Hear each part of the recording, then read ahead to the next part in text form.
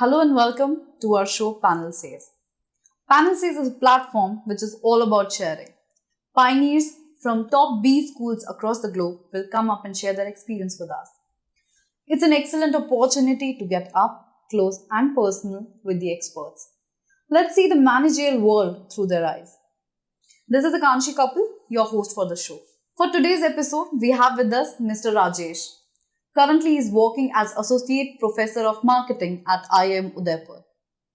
He himself was a management student at IIM Indore and completed his MBA in the year 2002. This enabled him to score a job at Dabur as a product manager. And he kick-started his managerial journey since then. Later on, he also worked with Cognizant and TCS as a consultant. Then 10 years down the line of having a beautiful career in corporate world, he suddenly quits his job to follow his dreams. In 2011, he joins IIM Ahmedabad to pursue PhD in marketing. Then in 2016, he joins IIM Udaipur as a full-time professor. Let's understand what made him take such a life-changing decision. Guys, let's welcome Mr. Rajesh to our show. Hello sir, how are you? I'm doing very well. How are you, Akanshi? I'm good as well. It's a pleasure connecting with you after so many years. And thanks for accepting the invitation for coming here and devoting your time for EduCrack. Sure. Thank you for inviting me. As you know that there's a lot of ambiguity with students who are just graduating from the colleges and they do not know which career is better for them. It's more like a sheep walk. Me, I'll also follow the herd. I don't know the notion if it's better for me to go for marketing or if it's better for me to choose management as a career after engineering, or should I go for something into MTech, or should I pursue what my field is right now, or should I go for finance? So students are really confused what to do and what not to do. So the motive to get you here is to know you better, your experience, and to understand from a professor himself what should be the checkpoints for a student to look for when they are going for management studies? Sure. So I can just start by saying about my experience, right? So in the sense that it has been a constant quest to find out. So as you are saying, it has always been it's always difficult to find out what you really want to do. I don't think it's easy for anyone at all, right? So I did my engineering at a time when that was something that most people did, right? So you just tried for it and not really understanding whether that is the right thing for me to do and so on, right? So in a way, I was also following the herd. And then I did my engineering and got into a corporate job. There were a few years when I was in my corporate job, and I had some opportunities to address classrooms or address people in terms of telling them about some concepts and so on, right? So I think those were the times when I felt really alive. In the sense, I felt really great about that particular interaction. I felt that I was doing very well. I felt that I was really in my element in those situations, right? So I understood that this whole thing about being in a classroom, maybe this idea of teaching, is something that really appeals to me. So then the question was, how do I do this? Because this seems very interesting. And so I started off with maybe doing a little bit of teaching here and there. And at some stage, I realized that now, do I want to do this full time? Do I want to do it at a high level? Do I want to interact with students at a high level? Do I want to make this a career rather than just something that I'm doing on the side? And so that's a decision I took, which was after, say, 10 years of my corporate life, to say that I want to do this full time, right? Because this is what really is something that I really enjoy. And which led to me doing my, PhD from IIM Ahmedabad. So much before that, I had done my MBA from IIM Indore and worked in corporate for 10 years till then, right? So, but then I realized that this is what I really like to do. Marketing is something that is very interesting for me. And therefore, I did my PhD in marketing and got into a teaching position at a place where I could interact with students at a high level of caliber, right? So, and therefore I joined IIM Udaipur. And the last 4-5 years have been, I have not regretted this decision even for a moment, right? So I think it's a The point I was trying to say is that it's something that you find over a period of time. Some people are lucky to find that quickly. Some people take time to find that, but I think it's an endeavor. Once you realize what it is, I think it takes a little bit of courage to make sure that you go for it. That's how I would put it. Oh, okay. So, as you mentioned that you have done a job in a corporate for 10 years and then you chose this career. So, how was it for you for that transition time from a corporate culture and then entirely a different culture when you went into or you joined the academics? So, what's the difference between both the work culture, especially, and how was your transition period, and what are things or checkpoints would you like to share? Sure. So I think one of the things that has always struck me is that in academics, I find there is a lot more freedom, right? So I decide in some way what is the research that I want to do, what are the topics I want to pursue. There is freedom in terms of the projects, like maybe if there is a consulting project that I want to do, it's up to me really whether I want to do it, whether I'm interested in doing it. To a large extent, I also decide the kind of classes that I want to teach, the kind of subjects that I want to teach, right? So I think that was one of the key things, right? I found that freedom to be much lesser in a corporate environment, which I find to be much more at my own pace that I can do it in academics. So that really, speaks to me. That's something that is very important for me. And I really like that about this environment. So I think that is the key thing. But I think apart from that, this idea of corporate and academics, I think the differences are not as much as the fact that what is it that you really like to do, right? So if you are finding great purpose, you're finding great happiness in what you're doing in a corporate setting, I think that's great. But I was finding much more, purpose and in terms of my excitement, in terms of what I was doing in the academic setting. So I think it's each to his or her own.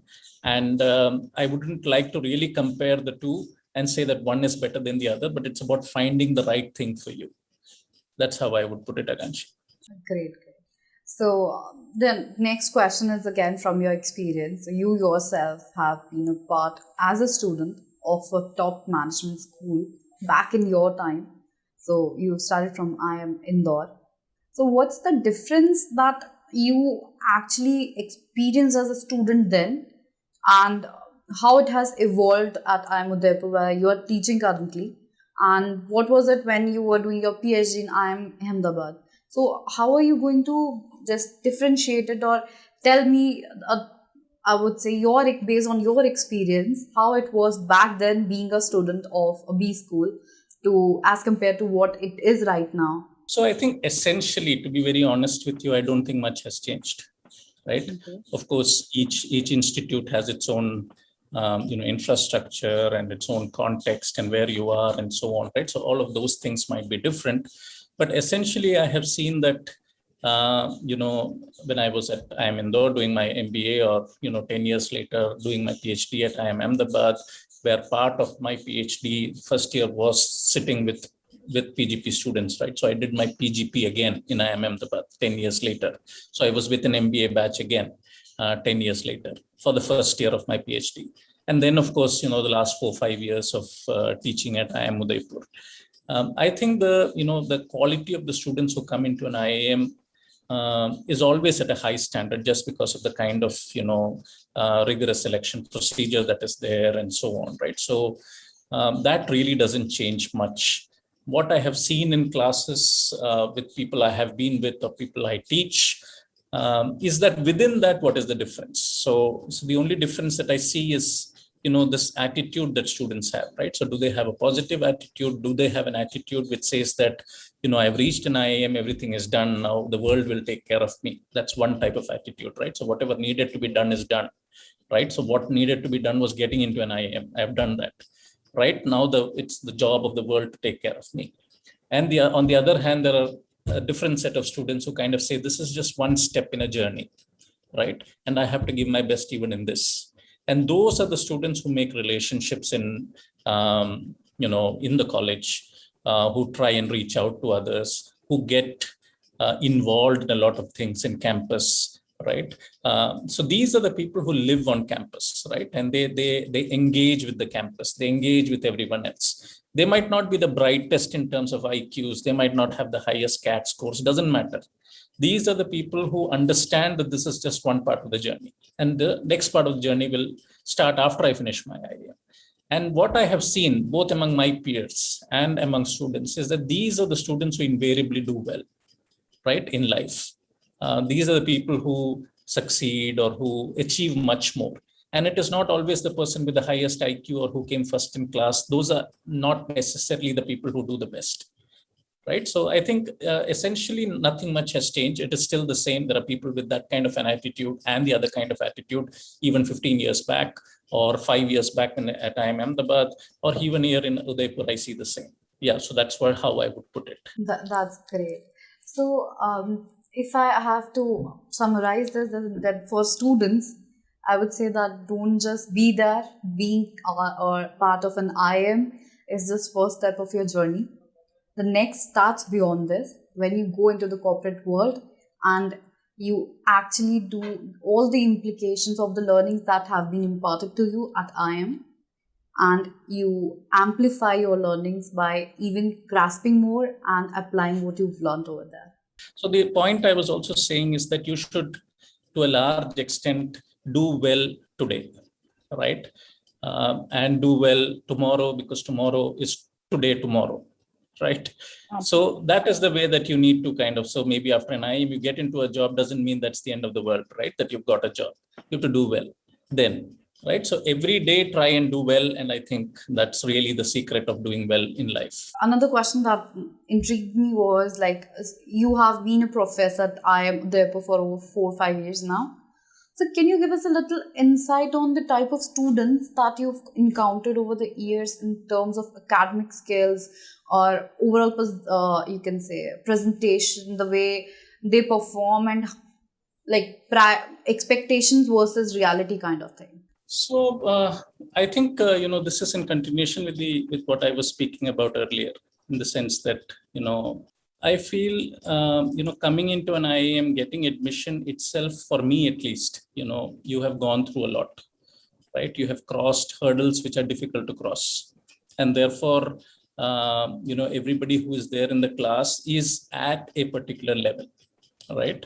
Of course, there could be some variation, somebody being brighter than somebody else, somebody having more experience in a particular area over someone else. Maybe some people have work X that kind of shows in the class discussions that they have. So all of those things could be there, right? But the key point I want to say is that what I have seen is, it is about students who, in the absence of a right word to say that, I have to keep coming back to this word called attitude, right? It is not about where you are at the start. There are students who know that they might not be the best when they start, but they put in the effort. And as a professor, I can see that they put in the effort, right? So they try their best. It doesn't mean that at in the exam that is there at the end that they might score the highest, right? But they are putting in that effort, and it is very clear to me that these are the set of students who are putting in that effort. And that for me is the differentiator. I always look at those students and I know those students will do well, right? They are not resting on their laurels. They are not saying that everything is done in my life. I am the brightest. I was the best in my school. I was the best in my college. Now, it's all over and now, no. These that could be there on one side, but these are the students who are trying their best. And for me, that is the differentiator, right? Trying their best, not just in my class, trying their best in everything that they do in campus. In every engagement, they try to put in their bit. Okay, and some might do it better than others, right? Some just have better time management skills, for example, to do it. But it doesn't matter. At least that attitude is very positive, and that has a big difference, both for the institute, for themselves, for us as professors. That makes a big difference. Like, these are the set of students who really, enliven the class, make the class, really interesting for a professor, because they know, okay, what I'm saying, these people are at least trying to do something about it. right? So I wouldn't really classify saying that, there are some students who are very bright and not. No, I think all of them are at a particular level where everybody can do things, right? Above that, what you reach is your attitude. So, in your opinion, what are the defining qualities that a student should have if they're aspiring to get into IIM colleges or any other top business school all over the world? So, what are those qualities that you might jot down? So I think just the nature of some of these competitive exams, right? So you need to be good at verbal ability, maybe you need to be good at, quantitative ability or data interpretation or whatever, right? So reasoning, so and so on. So I think that is just the nature of some of these exams, and you have to be, pretty good at that. So this is required, right? So you need to practice that, you need to do well in that, and that is the minimum requirement. So if you're aspiring for something like this, what do we look at, right? So maybe that question can be looked at from that perspective in terms of when I am sitting in an interview for students who are applying for the IIM, right? So what is it that we look at, right? So one is, of course, that they have crossed a threshold on CAT, for example, right? So, and that's why they are shortlisted, and that's why they are on the interview, this thing.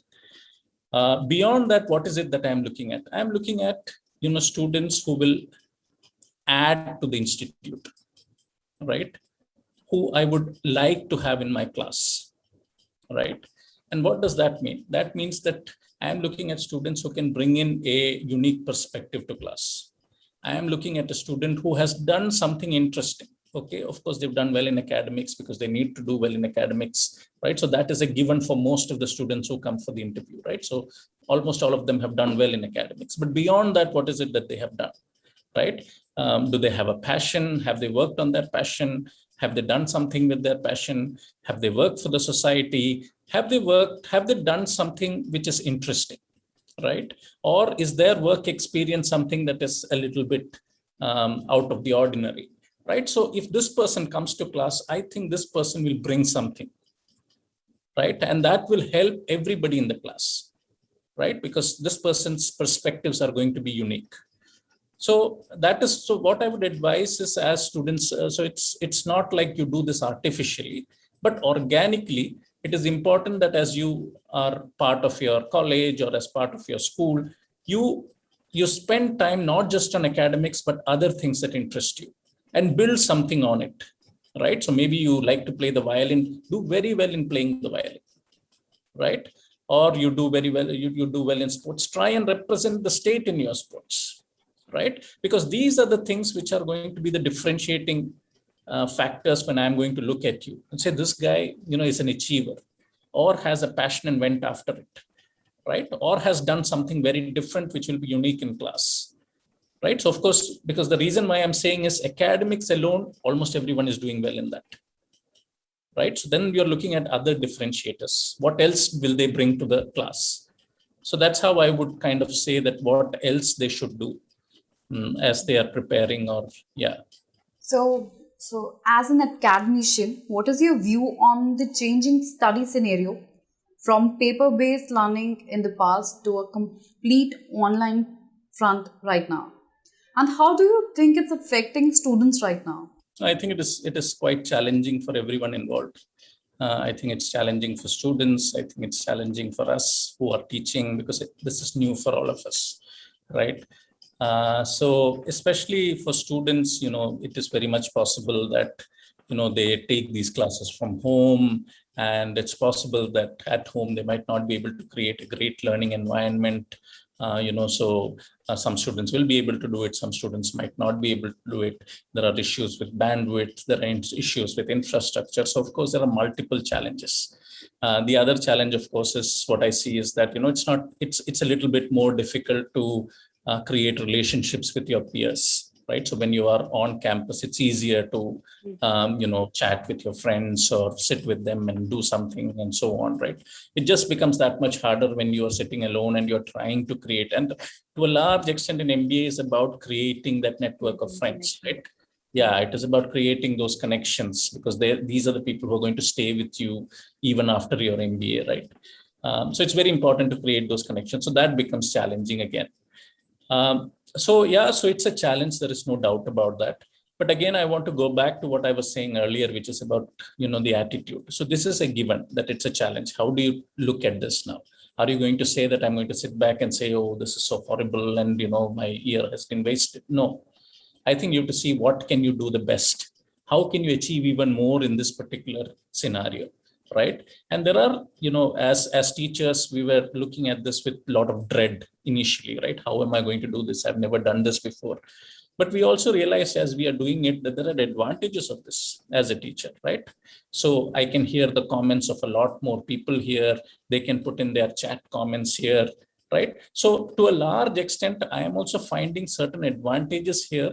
Not to say that this is better than the other or that is better than this, but I'm saying, how bad I felt it might have been, I think that is taken care of now, right? In the sense that we have found our way. And we find that we can still engage with students, right?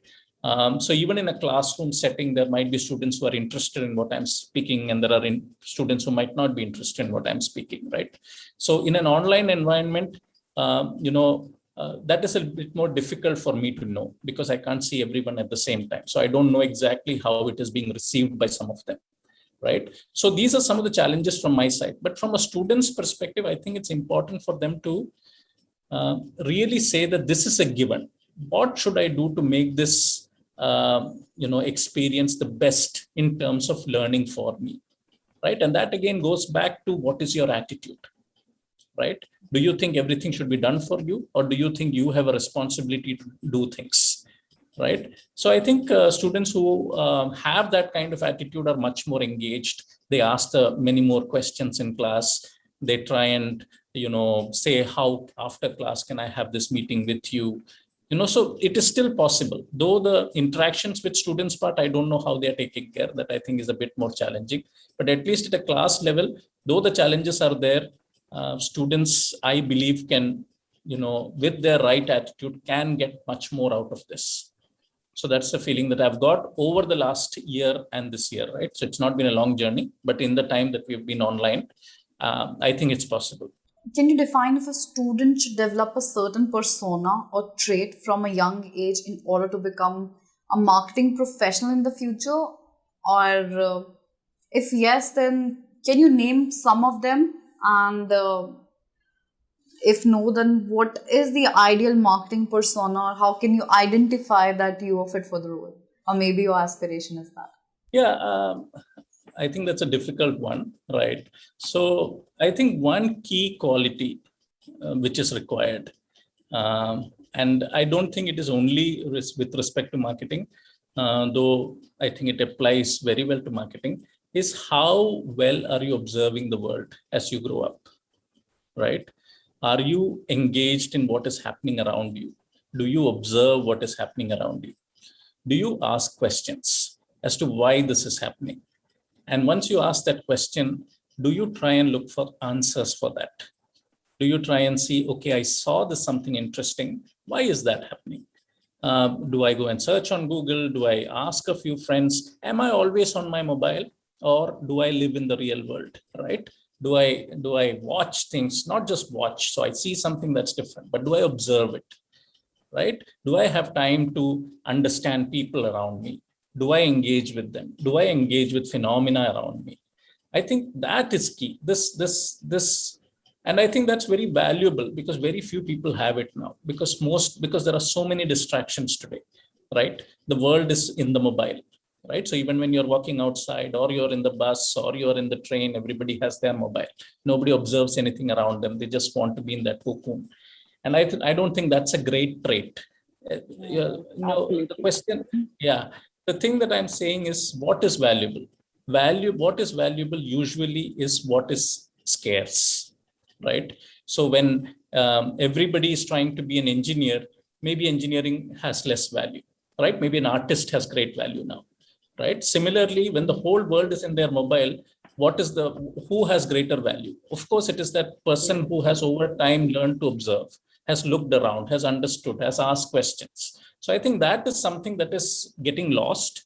And if you have that, tendency to do that, or you develop that, I think that will really help you in marketing, because marketing is about really understanding real world phenomena and finding solutions for that, right? So, I mean, you have to have that connect with the real world to be a good marketer. Even to get the people say you should have an out of the box idea, but to get that idea, you should already know what is there in the world so you can come out of the box. So the next question I have is like entrance examinations are always a big hype amongst students and who are aiming to get into IIM across India.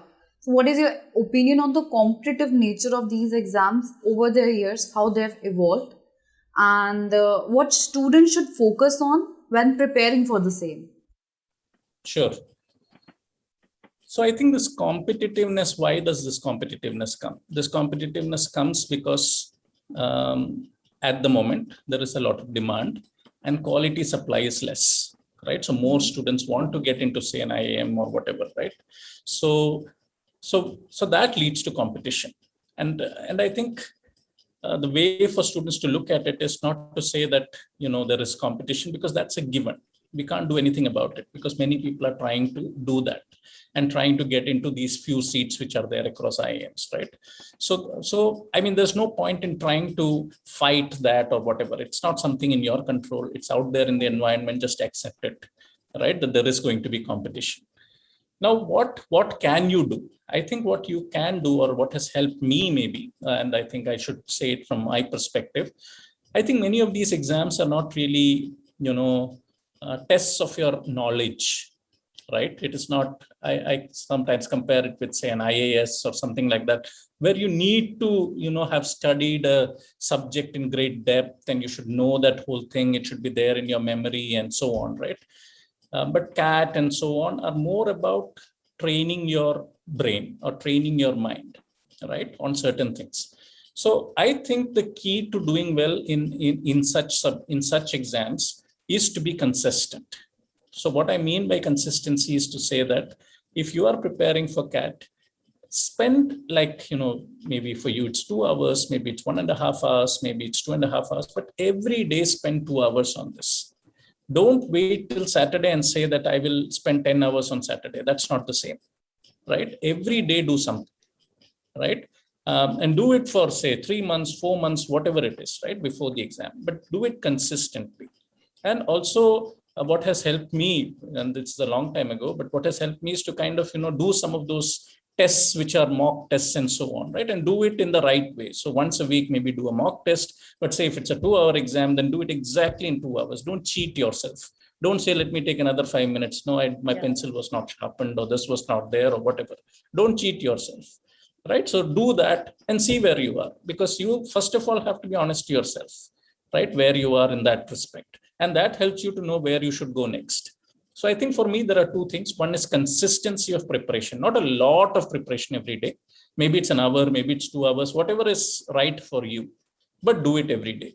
And the other is to kind of stimulate or, simulate some of these exam scenarios and see how well. So I think for me, at least, these are the things that have helped me. So I might not be very knowledgeable about other ways to do this, but I think this helps. Even I agree with that. Consistency is the key. So even you have gone through the same process. I've also gone through the same process. So it was not like sitting all night and studying for the CAT, but it took like hours of labor every day. And I agree, consistency is the key. As you said that you're comfortable working as a professor and you like it much more because of the freedom you have, like the syllabus that you design or the topics that you teach. So could you just brief us about the syllabus or the topic that are taught in the marketing course, and what's the relevance to the 21st century marketing that we quote and unquote in a lot of videos that I've seen on marketing? Right. So my basic philosophy about this is that, the key concepts of any one subject, doesn't change just because, time has gone by or whatever it is, right? This is like the way I like to think about it is that, we still teach addition and subtraction and multiplication in the smaller classes when we start off mathematics, right? We don't start with differential equations for a child, right? So there are the basics still remain the same, even though it's the 21st century, right? So we still start there. So there are some key concepts of marketing. There are the basics of marketing, which do not change, right? And it is important that that is clear in a student's mind. So you might come in and say that, I want to do finance. Doesn't matter. In the first year, we are going to teach you the basics of marketing. Maybe you will like finance, you will take more subjects in finance, you will have a career in finance, but you are not going out of an IIM with a specialization in finance. You are going out with an MBA, right? And for an MBA, it is important that you understand each of those streams, at least the basics concepts of them all, right? And that's why you are important to your organization, because you understand business as a whole, right? So I don't think the basics of marketing change, right? What changes is maybe technology, right? So technology goes forward. So the way in which I communicate to my target audience, okay, that changes, because now I have a Facebook, for example, where I can target each individual, right? But the idea of targeting, the idea of positioning my product, that doesn't change.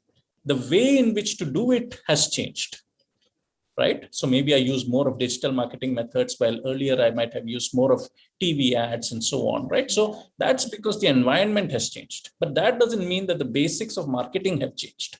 So people tend to confuse the two. And we say sometimes that, oh, that is, something that was, no, the basics are still the same if you've understood the basics well.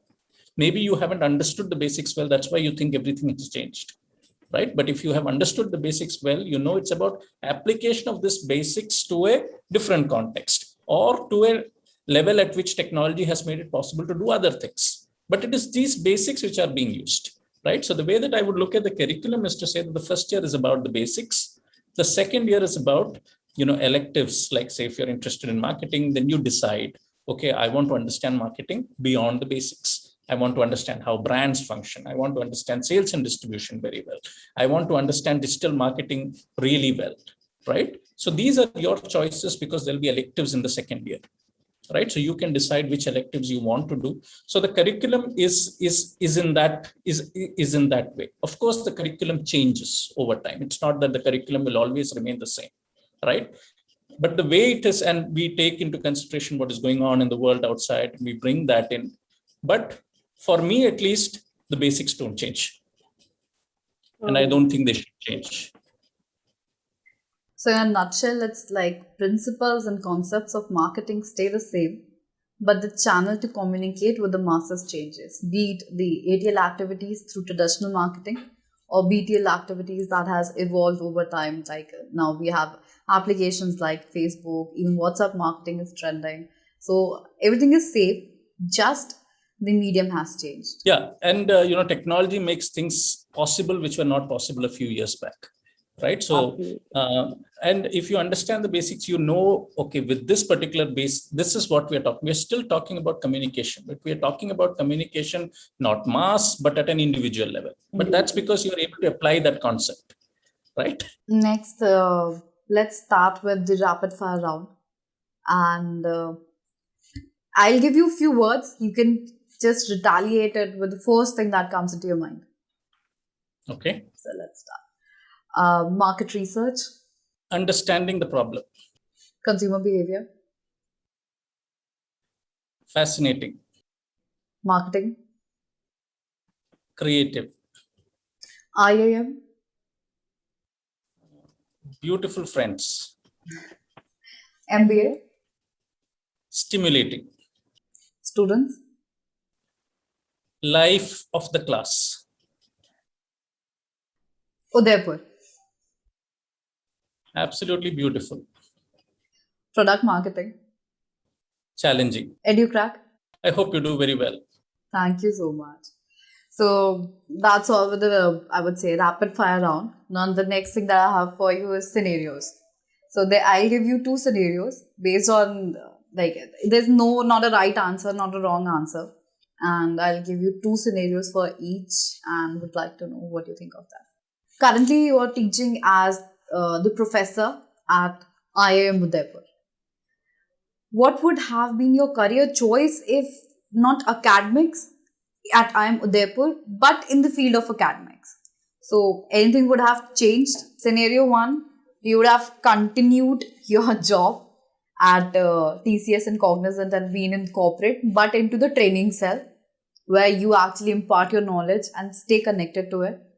And the second scenario that I have is not at IIM exactly, but you would have opened up your own academy for, I would say, management or marketing or for entrepreneurs. That's a tough question, Akanshi. But if both were equally possible, right, I would definitely go for the second. Second one. Yeah. Great. So second question. If a student comes up to you and says that he or she is not able to understand a certain concept and the exam isn't due for 2 days and they have not done any assignment, nothing. They were just like completely backbenchers doing their stuff and not paying attention and not even interacted with you. But just before 2 days of examination, they come up to you and say, I'm really sorry, I could not submit my assignments on time and I cannot complete the course and study it within the stipulated time, and I would like to do better. So what is it you would do? Number one is take extra classes with them and help them if your time allows. And second, even if they have not submitted the assignments, you will pardon them the deadlines and give them another one. I think the second option is something I would never have done when I started teaching, right? Okay. But I think I have also mellowed down a little bit, okay, in the sense that I feel that I tend to understand, that students could have their own problems, and that's something that I felt has evolved in me, that, I'm a little bit more, become a little bit more considerate, right? And therefore, this thing was that, everything is given to everyone the same. If only you have not done, there's nothing to, say that, you yourself, only you not doing it. And I would not even have considered that at one stage in my career, right? At the early stage of my career. But with this 4 or 5 years of experience, I would consider, I would talk to them and really understand if there's a possibility of me helping them in some way. Maybe, it's something genuine. So I might have missed out on certain genuine things because of, thinking that I should be fair to everyone. But I think, with time, I would choose the second one. Right, maybe see if it's a genuine case of trying to give them another chance or something like that. But I think this question seems to be a very personal question from you, Akanshi. No, it's not personal. And I just asked it in a way. No, I know you've been very generous with me. When I used the term backbenchers, I was talking about myself, but it's okay. It was not personal. So the next scenario is you are in a classroom full of students who are there and doing this class participation. You find a person who's not at all participating, right? Who has not participated an entire year. But at the end, he just stands up and takes the complete class by surprise, talking about the case studies, reading it well, then participating in the right way. Then what would be your reaction towards that? Number one would be that you will appreciate at least at the end he is speaking up for himself. And the second reaction is you will actually go to him and ask him to just explain himself about why or how he did it now. So being silent, being not at all interested in the class, and suddenly at the end of the class they're speaking up and creating a kind of a nuisance. No, I know it best, and saying stuff which is not even relevant. Or maybe you will appreciate at least he's speaking. Yeah, so it really depends on, if he's really contributing, I would do both those things, right? So really appreciate what he's doing and even ask him maybe to say, how he is, maybe he's not talked at all, but why he's doing right now. So, just to add on to that, Akanshi, I never ever have felt that the people who talk the most are the brightest, right? So sometimes the people who talk less or talk only sporadically, they bring in the best ideas, or they have great ideas in there. So I never equate more talking to, better contributions or whatever it is, right, in class. So I've seen people who speak less, but speak, very, with speak when it's required, and they make sense when they speak. So I appreciate them. So a person who hasn't spoken and now speaks something which is great, I would always appreciate that person and say that, and try and understand why he wasn't speaking earlier. So it's just to add on to that question. It's not another question. So what do you think? How relevant is the marking or grading for class participation? So students really are interested while doing it, or it's just for the fear of marks? Yeah, so that's it's a good question. So why do we have it is the question, right? Yeah. So we have it mainly because we want students to participate, right? Many of our classes are case discussions, right? So it becomes like, and therefore the professor is just a facilitator. The professor is not there to tell you things or to say, page 25, third line, this was talked about. No, that's not why the professor is there. The professor is there to lead the discussion, right? And for that, a discussion should happen. And for that discussion to happen, students should come prepared, right? That is the only way in which a discussion can happen. And for that discussion to happen and for students to prepare, over a period of time, it has been thought that maybe it's important to give them an incentive, right? And usually grades are an incentive for students, and therefore a part of your grades are class participation marks. And therefore the expectation is that you will come and you will discuss. Maybe you have a stage fear, maybe you don't like to talk in front of others, but when this incentive is there, you might still say something. You want to get those marks. You don't want to be behind your peers just because so you open up, or you're forced to open up, which is good for you, right? So of course, there might be students who will just say things for participating or to get those class participation. But what we give marks for is meaningful class participation, right? So we kind of note the class participation that is meaningful, especially if you make a great point, you get extra marks for class participation. That's how it is done. It is not just like, saying something in class or repeating what somebody else has said. That's not going to give you class participation marks. Yeah. Because in my time, I observe people saying, yeah, I second his thought, I second her thought, and just add on to it. So we used to think that it's going to add points, but now my doubts are cleared on that as well. Yeah. So my next question is, so there are study groups at IIMs, so which is, I feel, very important for peer learning, and there's also peer grading.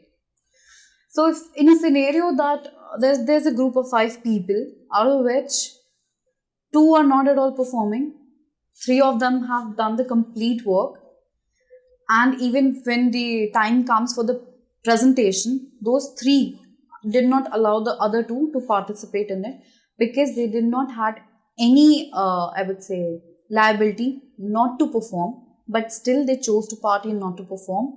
And that's why this 3 of them decided that the other 2 will not get the credit of the work that they have done. And those 2 people come up to you and say that we would like to participate and we could not do it. How can we do it? So, and now you have to grade them. So scenario 1 is you will mark only the 3 of them and not the 2 of them and ask them to work again. Scenario 2 is you will not ask the 2 of them to work again, but you'll give them grade based on the work done by the 3 of them, and you'll deduct 1 grade for not participating. It's a difficult question. So I think the question again goes back to why do we have groups, right? So groups, of course, as you said very clearly, that it's about learning, right? So groups help you to learn. But more importantly, it is about working in a group, right? To give you that experience of working in a group. Because when you get into corporate settings, most often than not, you're working with teams, right? And, many of these things will come up even in a corporate setting. It might not be just for marks, but, somebody pulls their weight, somebody doesn't pull their weight. How do you manage that? How do you resolve that? As maybe do you take leadership of that situation? Do you talk with them? Do you try and remove the friction in that group? Do you make everyone work? I mean, those are the opportunities that you have as a team member, right? Where you can develop those skills, right? So that's why this group and these kind of things do happen, right? So there are what we call as free riders, right, in the group who don't work and are just waiting for others to do and so on. But they are usually caught out, right? Everybody knows in a batch that these are the people, right? And it's not sustainable in the long run for them, right? So you might do it in one project too, but once that name comes that this person always free writes, okay, it's very difficult to get out of that, that stamp which has been put on you, right? And that is going to affect everything for you in terms of your MBA and even later, because everybody remembers you as a free writer who never used to work, right? So that's not a great space to be in. So given your two scenarios, I would leave it to the group, really, right? Call the group, talk to them, and if it is clear that 3 people have worked and everybody agrees to that this is how it has happened, I would go with rewarding the people who have worked and not rewarding the people who have not. That means scenario 1. Okay, got it. Now, after listening to this, I'm sure the students who are actually your students currently or aspiring to be one, they'll be like really happy to have such a generous professor on their side. And I would say just to the guys as well, like, you're lucky to have him. I was lucky to have him when it was my time. And so the next thing that I want to ask you, so I'm done with the scenario questions. The next question that I have for you is, what is one advice you would like to give your students who are currently at IIM Udaipur? And what is one advice you would give to the aspirants who are actually trying to come to IIM Udaipur or any other IIM? And what is one advice you would give to your ex-students who are working in the corporates right now? So I think students in IIM Udaipur, I think at this point in time, it's very challenging for them, right? You guys were the lucky people. We guys were the lucky people, right? In the sense that we had a campus and, we could interact with everyone. And, there is a special feeling to that, right? But I think the key advice is that for students who are right now in IIM Udaipur is to say, make the best of it, right? Because in every situation, it is up to you how to make the best out of it, right? So there is nothing like, oh, I'm missing that. And of course it is, but that is what it is at this point. And it's because, of circumstances out of your control, right? So in that, my advice is to, try to make this special in its own way, because this is also special in a way, if you look at it from that perspective, right? You are doing something which nobody else has done. How can you make that special, right? So that is how I would say, look for, a culture of an institute is built by the people who are part of that institute. And this is an opportunity for you to take forward the culture of IIM Udaipur, right? In a way that, a special set of circumstances have been given to you. What will you do in that to really make a change, make a difference, make an impact here, even in this circumstance? So that's what I would ask them, to look for ways in which they can create something special, right? And aspiring students, I think, come in with an attitude of, as I was saying, do not think that everything is done because you got into an IIM. I think that is one of the worst mistakes, students make. That, getting into, I've done so much, now don't ask me to do any work, right? I've done everything that was required. Now, let me relax. I have done, I've reached IIT, I've done IIM, I have done, or, something I've done in IIM, I've done. So now don't ask me to do work, right? And to think of it only as one more step and, do your best here. Do not think that everything is done. Come here, engage, not just in academics. Of course, academics are important, but in everything, put your best foot forward. And you will see the gains of that. You might find it very difficult now and so on. But at the end of 2 years, you will find that it was a very fulfilling time, that you were able to develop yourself so much in these 2 years, which you would never have done otherwise, right? And because of what you did. And you will have so many memories and so many skills and so many friends and such a big network and so many things that will help you. It's not only the job that you get at the end, because the job again is the first of many, right? So it doesn't matter what is the job that you have got at the end of it, right? That's just a start. But the skills and the friends and what your the image that everybody carries about you is that person who's willing to put in and willing to help. That is very important. And that will really help you, over your life. So, come in with that kind of an attitude that you will do that. And for my ex-students, I don't know what advice to give you all. I think all of you are doing very well. It's always great to talk to you. It's always great when somebody mails you. It's always great when I meet somebody and, have the opportunity to, just have a chat with them, or when they reach out to you as you reached out to me, Akanshi. So these are special things for, for us, right? And therefore, I don't have any advice for you. I think you all are, always, you're in our thoughts, and I think all of you are anyway doing very well. Thank you so much. So it's a pleasure for us as well. And I am especially really, really glad to connect with you after so many years and getting this chance to know you better, even like being a professor, than just knowing you as a person and seeing your journey and being a part of it just by listening to it. So it's great for me too. And is there anything that you would like to conclude this session with, or sum up your complete experience in one go, that is something you would like to share with your audience, right? Yeah. So I don't know, but I really think that you should constantly keep a lookout of what really invigorates you, what really drives you, what really makes you feel happy. What is that one thing? Maybe it will strike you something here.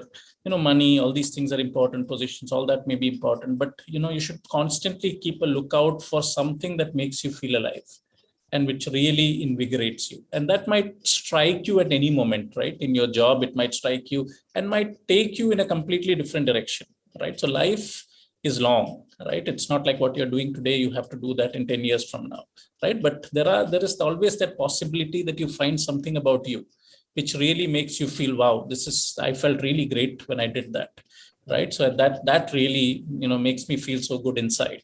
And I think if there is one thing that I would like to say is that keep that possibility open and keep your eyes and ears open for that feelings that you get, where you feel that, oh my God, this was so nice and I really like doing it. And then, there might be circumstances which might allow you to go in that direction, but that, that's something that I really like doing at some stage, that's going to happen. I'm going to work towards that. So that's how, that's one thing I would like to, I hope that you all do.